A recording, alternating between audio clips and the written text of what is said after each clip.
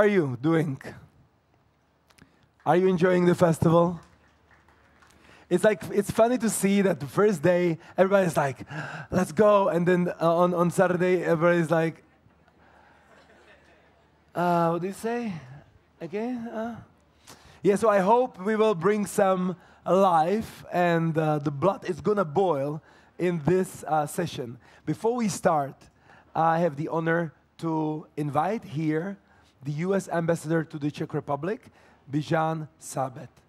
Please, welcome him. Thank you, Yemi. Dobrý den, great to see you all.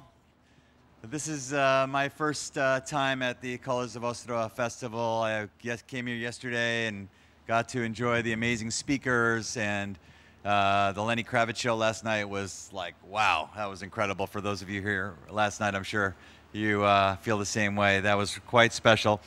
You know, the U.S. Embassy, we have been partnering and working together with Colors of Ostrava and Meltingpot since 2016, and I am so thrilled that we get to continue this partnership this year.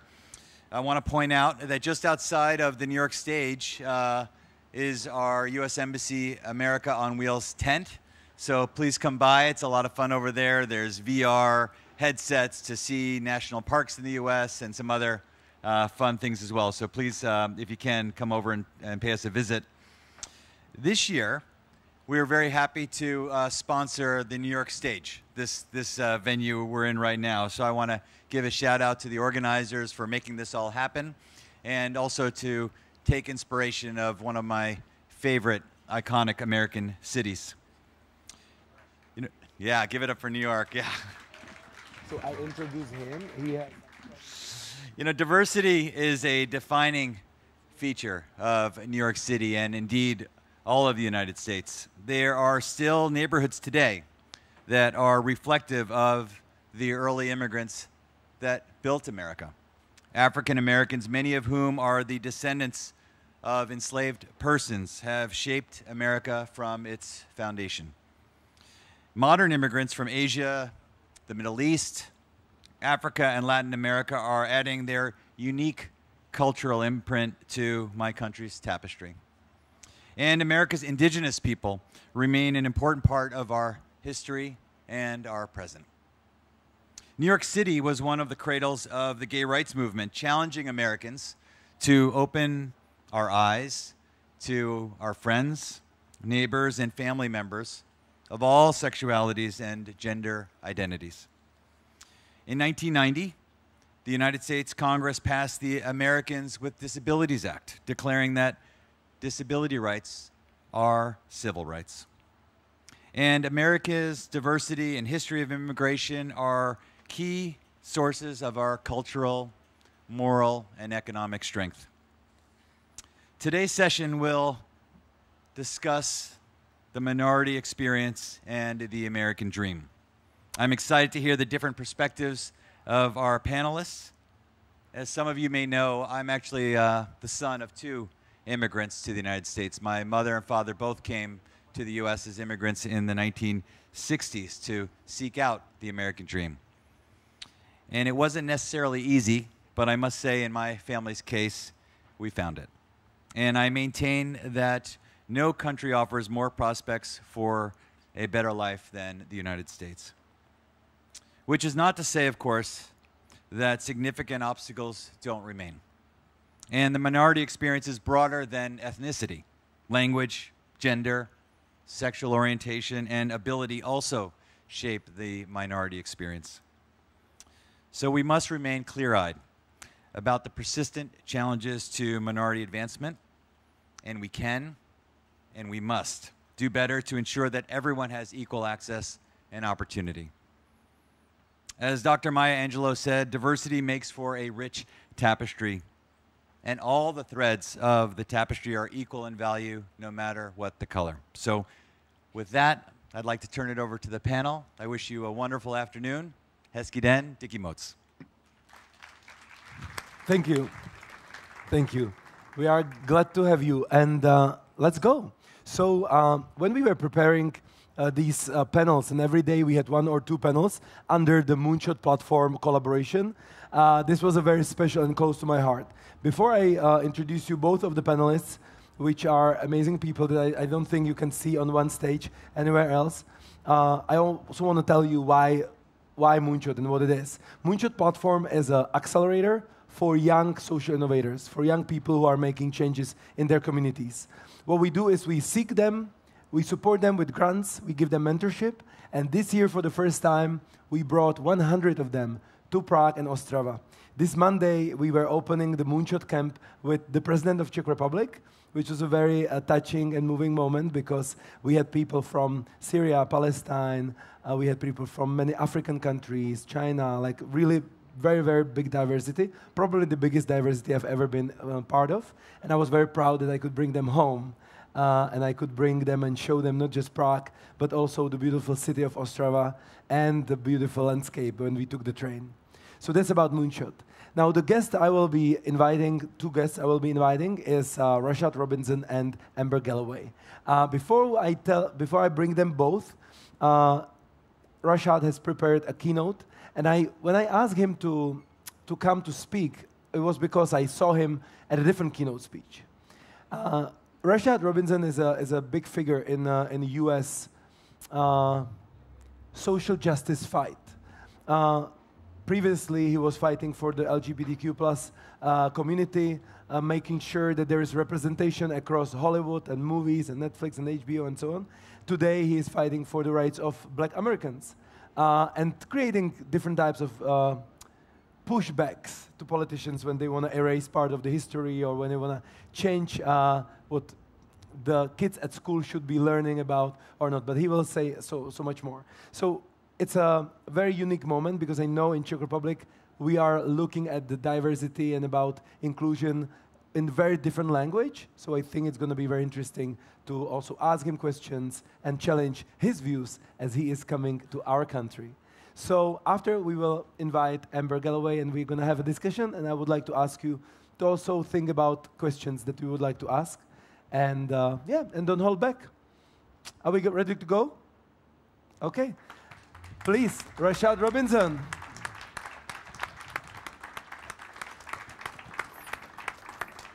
Can you hear me? How are we doing, everyone? All right, it is great to be here. I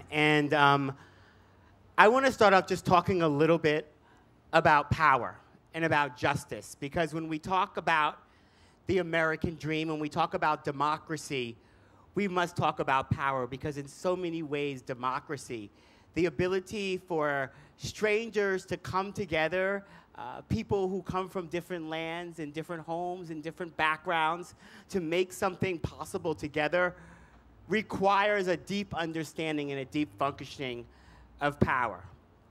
The organization that I lead, Color of Change, was founded in 2005. It was founded in the aftermath of a flood, which was Hurricane Katrina. Hurricane Katrina hit the Gulf Coast, which was New Orleans, Louisiana, Mississippi, in 2005. And it was a flood not just of epic sort of climate and geographic proportions. It was a flood of epic sort of disaster in terms of the decisions that were made. Bad decisions over and over and over again, which led to black folks in that region that became so culturally dynamic in terms of black people's story, from food to music to so much else. Black people literally on their roofs begging for the government to do something and left to die. And the thing about any moment like that, where people in any part of the world are left to die, or are left on their own, are left in peril, it oftentimes illustrates things that we could have already known and predicted before that. In the case of Hurricane Katrina, it was geographic segregation, generational poverty, the impacts of choices that have been made on all sorts of systems. But at the heart of it, no one was nervous about disappointing black people. Government, corporations, and media. And when institutions are not nervous about disappointing your community, you can't only not sleep. It becomes incredibly hard to ever have dreams. So when we talk about the American dream, it has to be a story of making not just a vision, not just beliefs, not just hope possible, but it is about how do we execute on those things? How do we take ideas and put them into action? And so I want to talk about a couple of themes that we think about a lot in terms of how do you think about the American dream, the dream that is in so many ways unfulfilled, unacquired, unrealized for so many people, and how do you take a story like that and make it more real, especially for a country that in so many ways likes to go around and tell other people how they should get better in certain areas, all the work that we have to do in our country. And so I'm going to start off by talking about, there's this policy called the GI Bill. Has anyone heard about the GI Bill in the United States? So the GI Bill was a policy that was started during the Eisenhower administration, and it was started to incentivize folks to join the military and to also then provide folks the ability to have free college afterwards. And it was one of those many policies that helped to sort of build what we talk about as the middle class in the United States. And this policy has been heralded along with other aspects of the GI Bill, which meant like loans, no interest loans, or free grants to be able to buy houses and purchase homes if you served in the military, if you served in war. The thing about the GI Bill is that it, in writing, in practice, shut out black people. So the same black people who served side by side with white people for this in the same exact war were not eligible when they came home for those same type of benefits, not eligible for free college education, not eligible to be able to get those loans to build wealth and own homes. So when we think about sort of how just in 2 generations, poor folks in one race could have opportunities and other folks could not have those opportunities, and how those things could then translate to some people having a whole set of ways in which they can dream and other folks not actually having those opportunities. That's what we mean with at Color of Change when we say not mistaking presence for power. Visibility, awareness, understanding of these ideas is enough, but power for us is the ability to change the rules. And so the people who set the American Dream's policies are usually dreaming of a world of power and privilege. And far too often, the people who are setting the rules are oftentimes trying to set the rules that benefit them the most. And so building systems and infrastructure that actually make power real is so incredibly important. And then being able to tell a story that is powerful enough to galvanize people who may not be impacted by those issues for us is so important. But the best American dream is a story about individual success in the context of collective progress.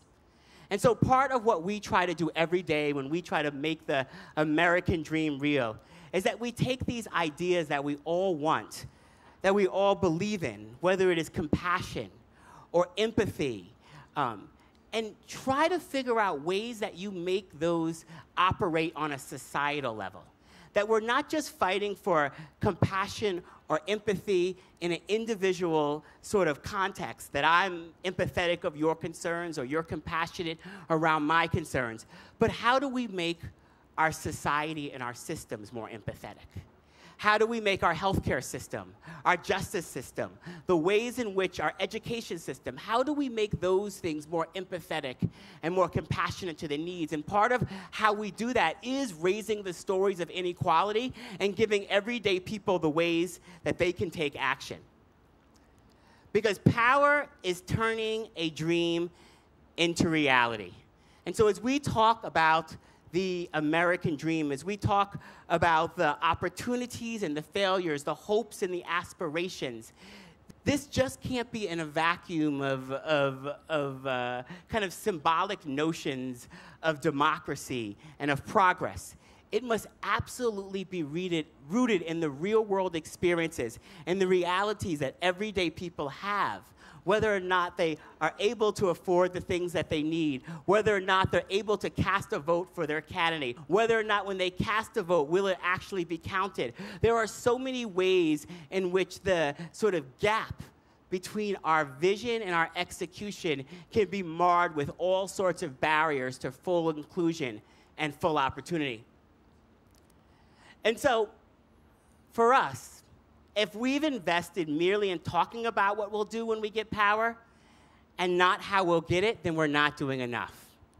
And so it's not just about how do we make sure that more people who have been excluded have power. How do more women get to be at the table? How do more black people get to be at the table? How do more queer people get the table? How do more folks that have traditionally been set aside, ignored, excluded at the table? But also, what does it look like when folks actually get to that table? Because it's not enough to get in the door if you don't have a vision. But we fundamentally believe that when oppressed people win, when oppressed people win victories, that they win those victories for everyone, that the wins for feminism don't just help little girls dream better dreams, but they give the opportunity for little boys and all those other folks to live better dreams as well. And so I want to end with my American dream. So I grew up in a small town about 150 miles outside of New York City. And I grew up in this town that my family got to through something called the Great Migration in the United States, where black people moved from the South to the North in the 20s and the 30s. And my grandparents left a very racist and challenging and violent South for a very racist and challenging and violent North, a place where my grandfather had to convince his white boss to come to the bank with him so that the bank the leader of the bank would consider giving him a loan for my grandparents' first home. I say all that to say that my grandfather used to, who was in a labor union and worked as a laborer his whole life, used to take me into the voting booth with him every single election. And he would put me on his shoulders, and we had these lever machines where after you voted, you pulled the voting. And some of you might understand this, that the town that I grew up in, Riverhead, has a very large Polish community. And so as a person who grew up in the United States, some of the names weren't always phonetic for me. They didn't sound out easily. But my grandfather would ask me to read the names, and I would read the names, and he would make decisions about who he was voting for based off of conversations he had had at church or with his domino buddies. And it wasn't until after my grandfather died that I found out that he couldn't read or write, that he went into the fields as a sharecropper at 6 and never got a formal education. And a formal education wasn't really valued for him. I found this out after spending so many years watching Mets and Yankees games with him, reading the box scores, going into the voting booths and reading the names, and not knowing that my grandfather, this man who I respected so much, didn't have the type of formal education that can sometimes be sort of this requirement for who we give respect to. I say that because he participated in every election, not because he had some sort of grandiose notions that his vote alone would change everything, or that he believed that America was more generous or better, or that his family's experience somehow could transcend all the obstacles in one generation alone. He participated, and I know that he brought me to participate, because that was part of how he got to make his mark on his community, how he got to raise his voice, and how he got to show up. And so as we think about the notions of democracy, we have to remember that we all want to be counted, regardless of whether we're privileged or vulnerable, in the majority or the minority, or in favor or out of favor with whoever may be in power in any given situations. And we're all just trying to find ways to pull the levers for the next generation, to provide more hope, to provide more opportunity, and hopefully to provide more justice. And that, for me, is how we think about the American dream. A constant evolution, a constant struggle, and a constant fight to make something that was never perfect to begin with, hopefully better for the people that come behind us. Thank you all very much. Thank you, Rashad. Thank you. Please take a seat. If you need water, we will get it for you. Amazing. So, we are now going into the panel discussion, and please give it one more time a round of a warm applause for Amber Galloway.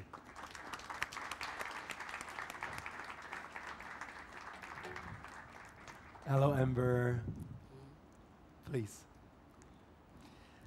So I will start with Amber because I am her fan. Oh yeah. Sorry.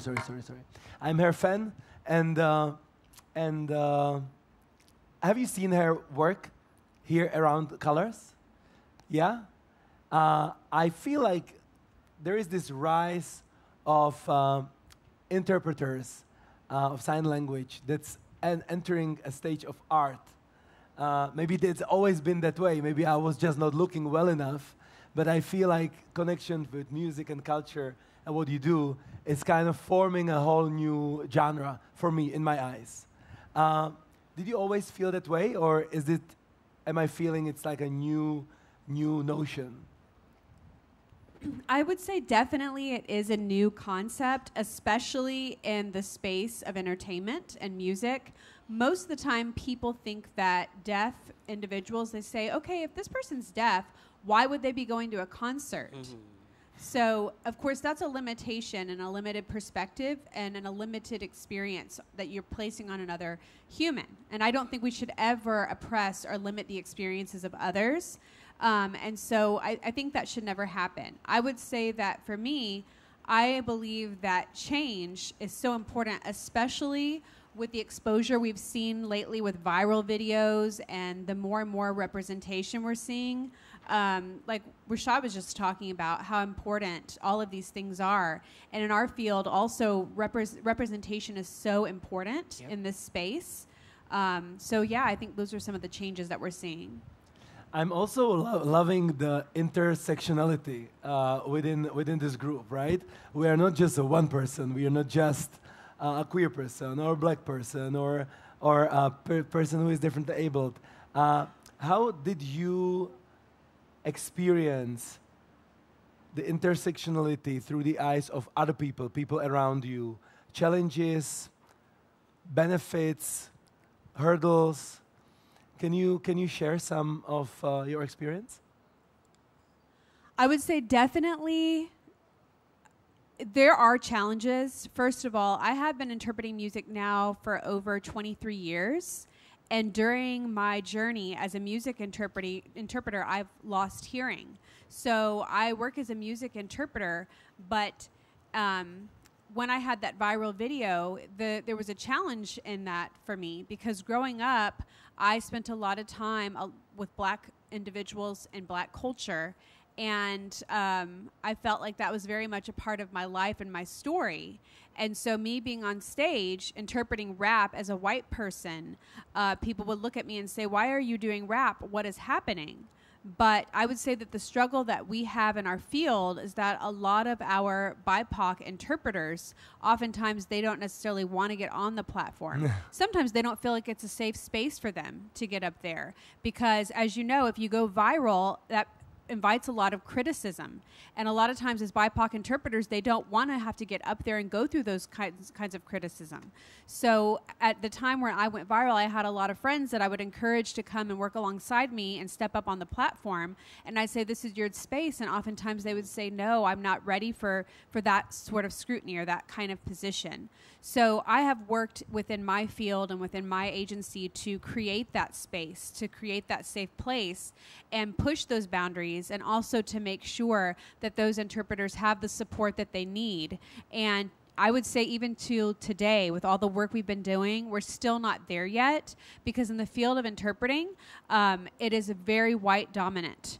The deaf and hard of hearing community, of course, is not. It's very diverse. We have people from all different races, of course. So we want to create a field of interpreters that match the needs of the community we serve. Amazing.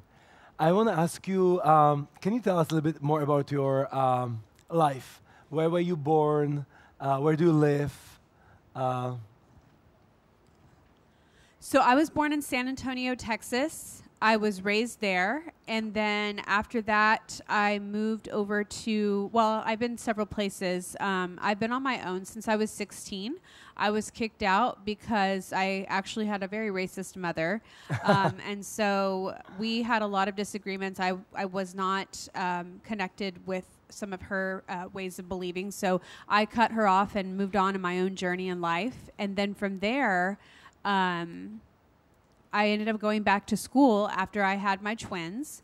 Once they were teenagers, I said, okay, I've raised 2 teenagers. What's next? So I decided to go back to school at that time. So I had my twins and moved forward, and I became an interpreter at that time when I went to school. Later on, I was mentioning that I continue with my studies. But while they were babies, I started going to college, studying to become an interpreter. And I want to say it was I'm trying to remember, I came out of the closet as gay in 2009. I had a husband, and we ended up getting divorced. I came out, and then, of course, I've been living my authentic life, and I'm very much out and proud, and I try my best to just affect change. And I want to see people out there have better life experiences, and especially for access when it comes to access for music. That's where I really would like to make my impact. Beautiful. I also want to give it up for your beautiful wife, Amy, right? Amy. Yes, Amy. Yeah, so last question before we start discussing together is, what is your American dream? I would say that my American dream is to see deaf people not having to fight for access to communication on a daily basis. That is something that we want to see happen so that we are not an afterthought. We don't want people to think, okay, we'll just see if they need it and we'll take care of them later. Because we do think about other minorities, whether it be gay, lesbian community, all these different minorities that often get a lot of they are connected, but oftentimes, even in those discussions, people don't realize that deaf and hard of hearing people are part of a cultural linguistic minority. In every single country, they're often ignored and they're often just dismissed. And they say, oh, they're disabled, they don't need to be part of this, or they don't want to be part of that. But 70% of our community does not have a job at this time because of their disability, because they are believed to not be able to communicate. For example, a hiring entity might say, you're not able to hear on the phone, so you can't work there. But, of course, there are other methods and other skills, and they are a benefit to those entities. So I think my American dream would be to see access happening for all of those within the community all the time. Great. Thank you. Amazing. So let's do a little reality check in the room. So who is not Czech here? Who is not Czech? Okay. I knew your accent was too good for Czech. And this, okay, everybody else is. Okay, so we have a majority of Czech. So how are we doing with diversity in Czech Republic? I'll do this poll again, 0 to 10.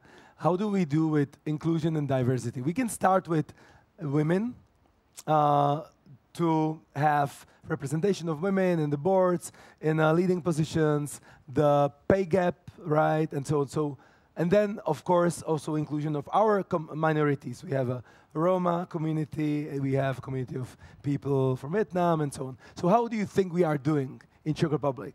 Let's share it with our American friends. Huh. So on 0 to 10, where do you think we are in Czech Republic? Okay, wait. So, how much? 7. 7. Any other opinions? 4. Correct? How? 5. Okay. 4. Just say it loud into this. Yes, I will say 5. 5. For women sometimes. Okay, for women 5. Any other maybe extreme opinions? Yeah? Oh, wow. That is, we had 2 yesterday. So tell me, you say 3. Yeah, I said 3. So say more.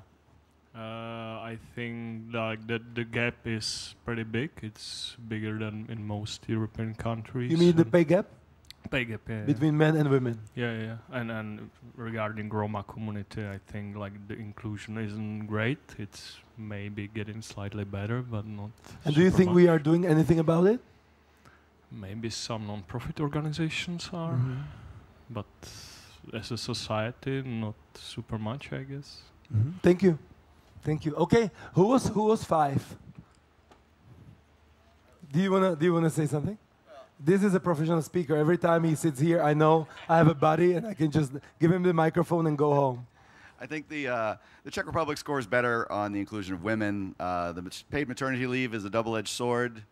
It helps and it hurts the women in their careers, but it builds a nice family structure here. In my work as an English teacher, I talk with factory workers, factory managers, PhDs at university. The unifying quality of that wide, diverse group of people is their incessant racism to the Roma community. They are open about it to me, and it is shocking. 20 years of living here. That's the weight dragging this country down. Thank you. Interesting, huh? What was there any other opinion? Why would you say 5 or 6 or? Please. How are you? Hi, cheers. Cheers, hear me. Nice to meet you again. Yeah, I would say, I would agree with Roma people. I'm Slovak, so I'm Afro-Slovak, and there's issue with definitely Roma and that educated people. They do believe it's okay to speak wrongly, and we have this system of assimilation. We're saying, okay, the Roma are good only if they live up to the standard of the majority community. But they have their own ethnicity, they have own culture, which in Spain they know how to treat because they let them go around the country, live their things. They don't need to be in the social housing. They just wanna be out there, and they wanna live their culture freely. Same with how my country is facing the Jewish history. They never dealt with it. They don't do anything about it. They don't try to progress those ideas, and everybody believes it's fine. So it's still a road to go, and we're getting more diverse with the Vietnamese. True, in my street, people believe it's okay if they enter the Vietnamese supermarket and they go informal language with them. Tykání, vykání. It's hard to explain. Yeah, but it's a first name basis. It's a language thing, but they go down. That means if in African American community, if they call you boy, that's the way. Like you go boy. You do this and that for me, and they believe it's okay. They think they're nice, but it's not the way to treat people. So, way to go. Thank you. Thank you. Wow. So you can see we have our own struggles here in the Czech Republic. And I have to say I'm 42 years old. I was born in 1981 to Czech mother and Nigerian father. And when I was born, it was illegal to be gay.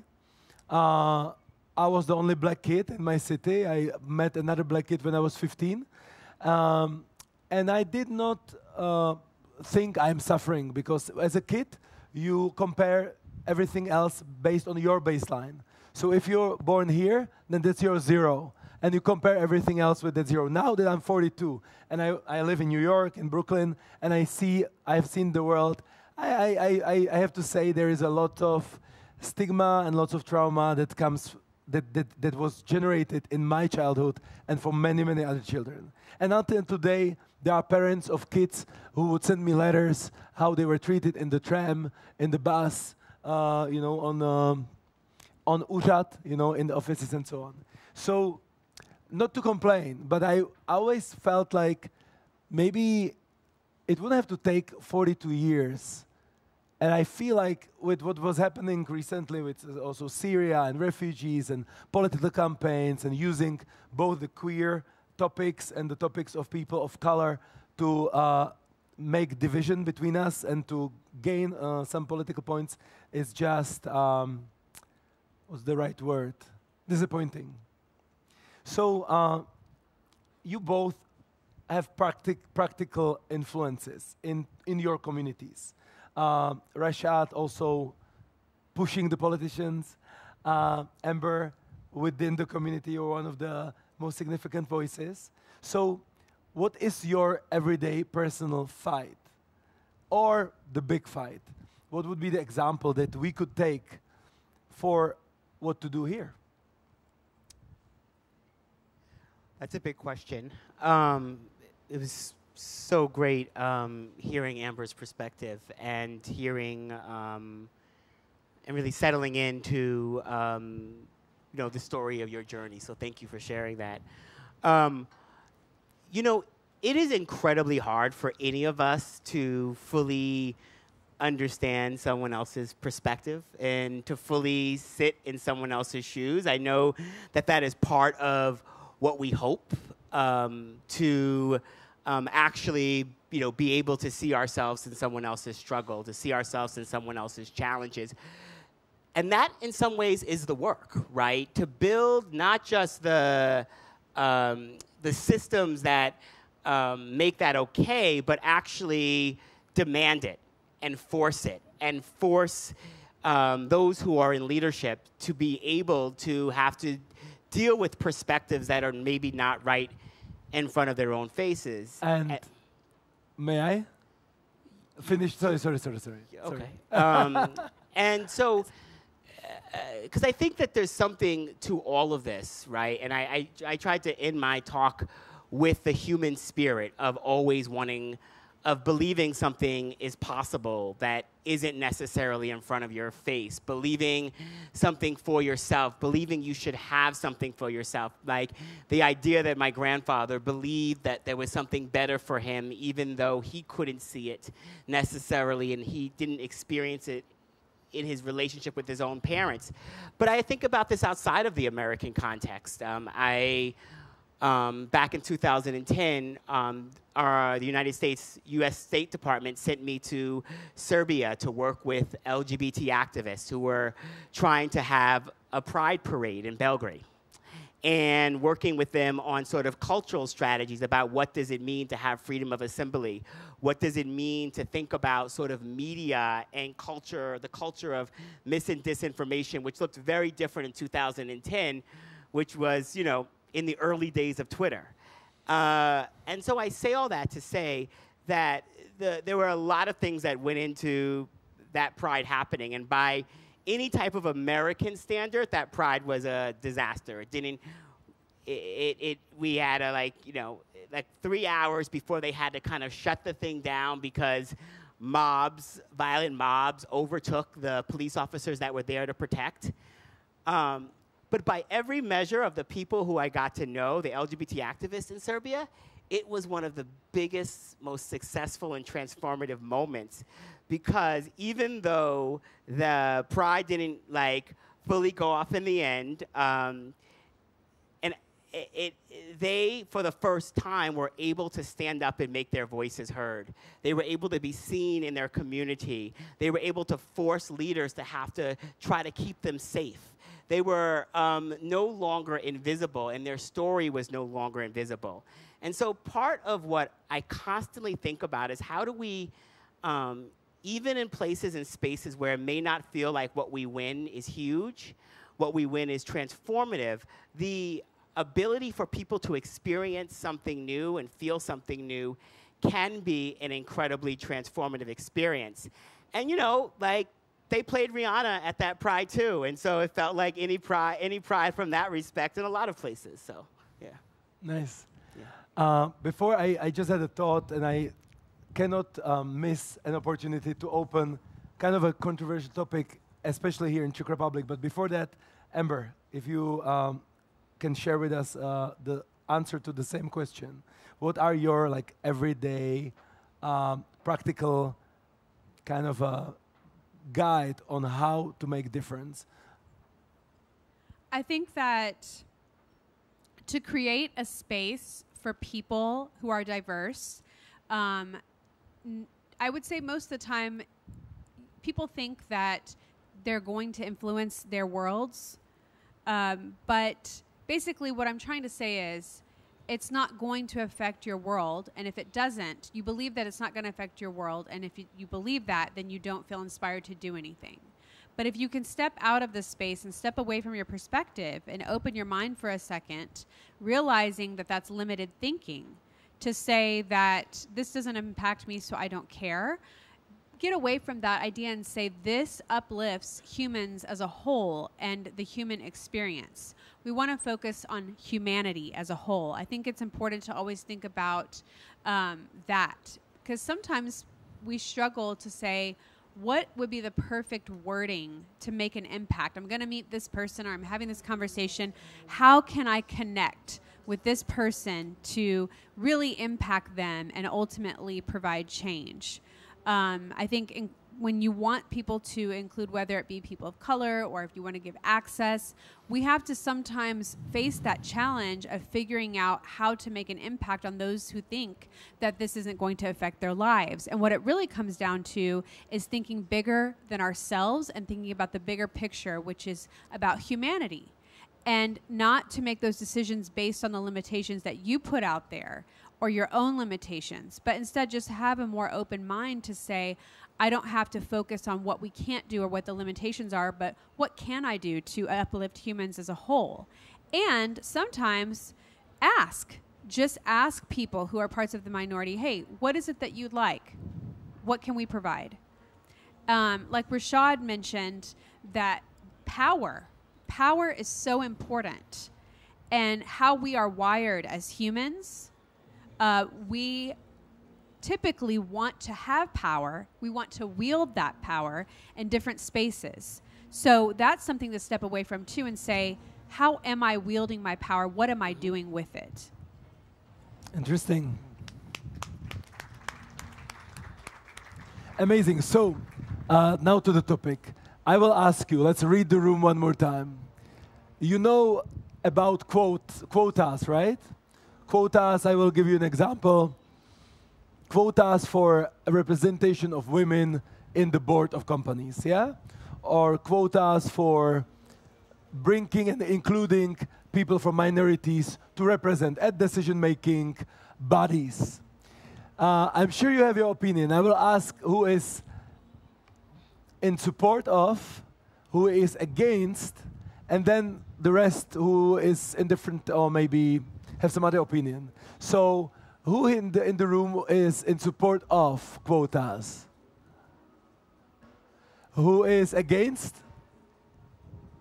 And the rest? Oh, two? Okay, interesting.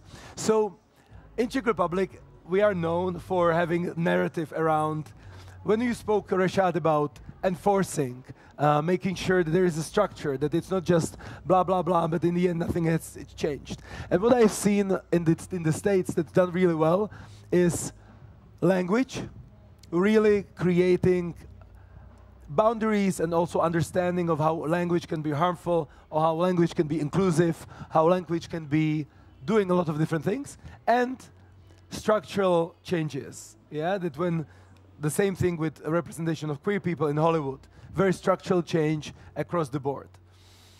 It's very hard for me actually to explain to my friends the thing about quotas, because people believe it's an American thing and it has nothing to do here.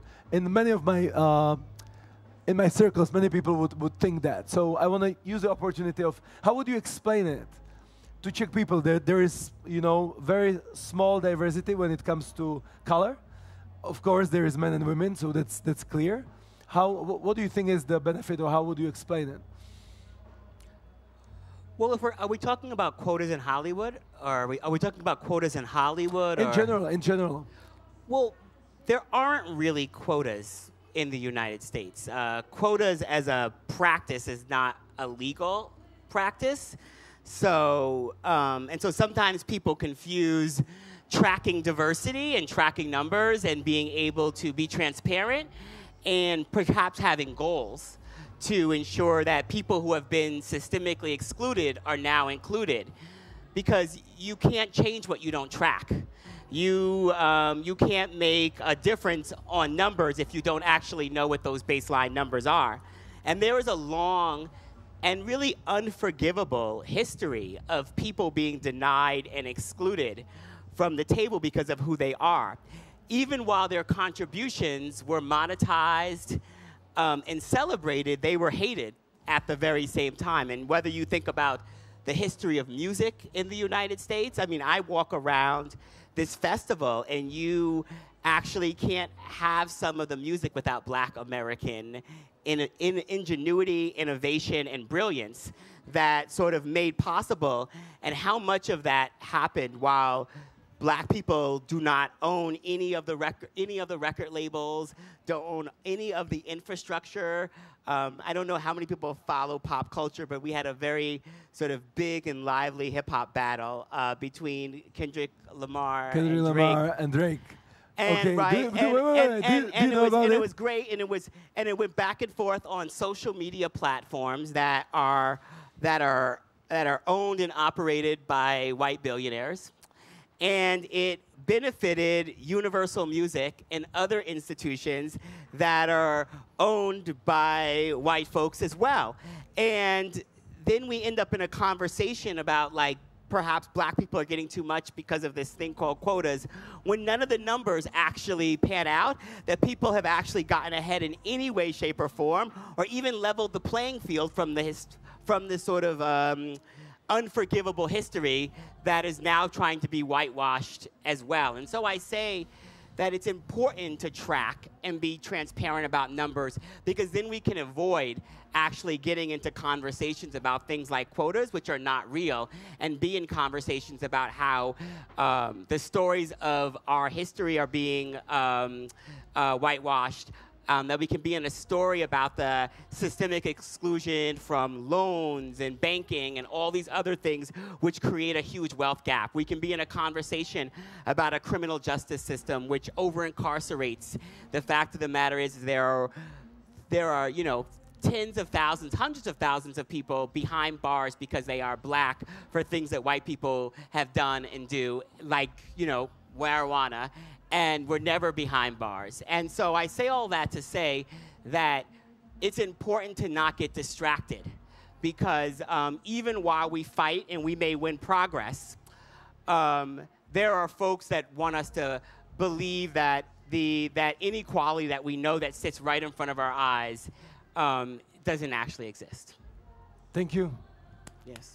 Yeah. Yeah. Amber, what is your take on enforcing representation? I think also when it comes to representation, people often say, okay, let's have someone here, but they only do it for a short time. Mm-hmm. Like, for example, artists will say, oh, I have an interpreter here for this concert or just for this song. But what happens for the rest of their tour or the rest of their platform? There's no access to the rest of those. So I think if you're going to provide access for deaf and hard of hearing people who are going to buy tickets, it should be something that's consistent. During my career over the years, basically, you know, specifically if I go back to 2020 during the time of COVID, when that happened, at that time, everything became inaccessible in the world. Right? For deaf and hard of hearing individuals, not for y'all, not for hearing people, but for deaf and hard of hearing people, there was no access. You go online and there were no laws forcing people to provide captions or sign language to that information that was going out around the world. So think about this is like a global crisis, and deaf and hard of hearing people don't have any idea what's happening. And so, you know, people would say, oh, we want to welcome the world. We want to have everyone come together, but what about us? We did not feel welcome because there was no access there. So I think it's so critical that in the forefront of our mind, we think about access happening. And I think what's also cool is that during COVID, our community really stepped up and they started doing videos on TikTok. You would see so many deaf and hard of hearing creators that came out during that time. So now we're seeing more and more of that as a result of COVID. People had the chance to do that. So you'll see videos that will be deaf people. There's also deaf people who are appearing in movies. There's a lot more exposure and different shows and that kind of thing. But I think also what's equally important is that it's not just having deaf people in front of the camera, but also having deaf people behind the camera as well. Hire deaf and hard of hearing people to film those things so that there's representation across the board. Because, you know, oftentimes people say, oh, look, we've hired a deaf person to be in this show. But what about the camera crew? Because then it's not going to be accessible because they don't necessarily know what what deaf eyes want to see. Do you have something to add to it? I mean, I think that that's absolutely correct. And I think the thing that I want to just pick up off of from where Amber was at is that these media companies are businesses. And we have a right to make demands on businesses. And we have a right to force businesses to do things to serve all of our communities. If they want our dollars, if they want our resources, if they want our support, then they also have to be responsive. And so part of this is not changing laws so media companies don't have agency or don't have their own free speech. But it is about setting the conditions for how they have to respond to our communities. And, you know, what you could say and produce about LGBT people and put it on TV in 2005 looks very different than now. And that is because of activists building power, of forcing change, of making demands, of sometimes getting people fired, but creating a floor and a ceiling. And part of the work of making a society functioning is that the floor and the ceiling for what is acceptable and for what is possible has to constantly change. And people have to be part of that story of making those changes possible. And, you know, and then part of how you have to think about policy in all these respects is how do you engineer the policy and how do you engineer the change so that the most people can benefit? And so, you know, in the early 70s, disability rights activists fought in California, in Berkeley, California specifically, to win curves in the sidewalk. And it may not seem like a huge deal, but that curve that disability rights advocates put into the sidewalks that spurred, you know, curves all over the place, but also allowed for a lot of other people who were not disabled or did not see themselves as differently abled to be able to move freely. Mothers and fathers with carriages, delivery workers, all sorts of other people now had access to move and engage in different ways. It helped commerce in different ways. And so I think we can also just continue to think about the oppressed people who are winning these victories that open up more opportunities as protagonists in our bigger story of democracy, because they're not just winning victories for themselves, they're winning victories for others, and those victories can be force multipliers for a society where more people have opportunities, even if they don't necessarily know that it was disability advocates that made it easier for their elderly grandparents now to be able to move freely around the city. Thank you, thank you. So the time flies, and we are at the end of this session. I welcome you to talk to our speakers even after they step off the stage, so you can ask questions or find out more about their world and about how to make our world better. And I also am going to add my perspective to this discussion. When I was talking about quotas, maybe it was not a precise language, but there are, in the States, organizations that would prevent you from entering certain business opportunities if you didn't have diverse board, or if you did not show that representation as a core in your DNA. And that's what we translate maybe with lazy language as quotas. And I always say, because I don't want to enter any discussion with assumption that everybody knows why. Why is representation important? Right? Because it almost feels like it's just a discussion about human rights and about us being equal. But in businesses, very often the strategy and the reasoning and the motivation behind is also explained very pragmatically. And that is that simply diverse teams can make better decisions and make stronger, more resilient businesses, and also better products and more lasting solutions for everyone. And that's something that people don't like to hear, is that if we want to change, we cannot just wait for the change to happen, but we have to invest into the change, for the change to be here now, for our kids, not for our 3 generations past, and that someone has to pay for the change.